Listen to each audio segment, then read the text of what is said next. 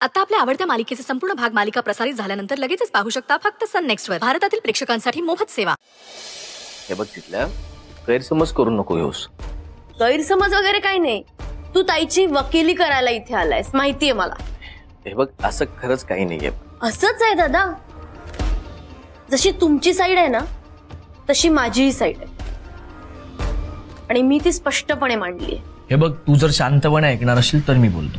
अरे बोलण्यासारखं काहीच नाहीये. अगं असं काय बोलतेस तू? ताई बोलते म्हणजे त्यामागे काहीतरी कारण असेलच ना. कारण वगैरे काही नाही रे. ती तिचा पर्सनल राग काढते. हे बघ चिटल्या, तू जर आधीच असा ग्रह करून बसलीस तर मग तिच्या मनातलं तुला कसं कळणार? ग्रह वगैरे काही नाही. तिला वाटतं आम्ही अभ्यास सोडून टाइमपास करत असतो. ती असं म्हणाले का तुला? अरे म्हणायला कशाला हवं? एवढं कळतं ना. तुला कळतंय का दादा? ती आमच्या दोघांवर संशय घेते. आई चिटल्या, अगं ती तुला सावध करण्याचा प्रयत्न करतीये. सावध म्हणजे तुलाही माझ्या कॅरेक्टरवर संशय हो ना? वेडी आहेस का? असं काही नाहीये. असंच आहे.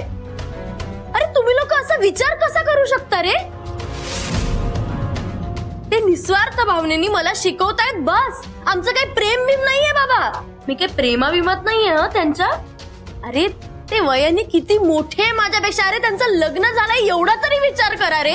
अगं तू कुठला विषय कुठे घेऊन जातीयस? मी कुठलाही विषय कुठे नेत नाहीये. तुम्ही तो टोकाला नेताय.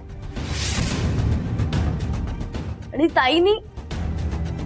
ताईनी तर चक्क माझ्या कॅरेक्टरवर बोट ठेवलंय.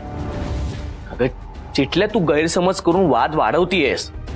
हे बघ ताई तुझ्या काळजीपोटी बोलून गेली असेल ना. काळजी? दादा तू याला काळजी म्हणतोय? मला कसं वाटेल काय वाटेल याचा सुद्धा विचार केला नाही तिने. हे बघ चिटल्या, तू उगाच गैरसमज नको करून घेऊस. ताईला प्लीज समजून घे. हे मीही म्हणू शकते ना की मला समजून घ्या.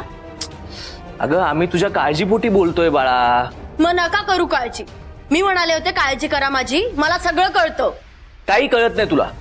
तुला कळत असतं तर तू अशी वागली नसतीस. अगं तो माणूस चांगला नाहीये. माझ्या सरांविरुद्ध मी एकही शब्द ऐकून घेणार नाहीये. का नाही ऐकून घेणार तू? किती ओळखतेस त्यांना? माणूस ओळखायला एक क्षणही पुरेसा असतो. आई चिटल्या, चुकतेस तू. ताई तुझ्यापेक्षा त्या माणसाला जास्त ओळखते म्हणून ती तुला प्रोटेक्ट करण्याचा प्रयत्न करतेय. नाही दादा, तू चुकतोयस. ती मला नाही तिचा इगो प्रोटेक्ट करते. प्लीज चिटल्या, अगं समजून घे. ओजसच्या प्रॉब्लेम मधून तुला ताईनेच बाहेर काढलं ना. अरे ते ओजसचा काय संबंध आहे? हे बघा, मला एवढंच कळतंय की इथे प्रश्न माझ्या अभ्यासाचा आहे आणि त्यात मी कॉम्प्रोमाइज करणार नाही. अगं ताईला पण तुझ्या अभ्यासाची काळजी आहे. हो ती दिसली ना मला पुस्तकं रद्दीत देताना.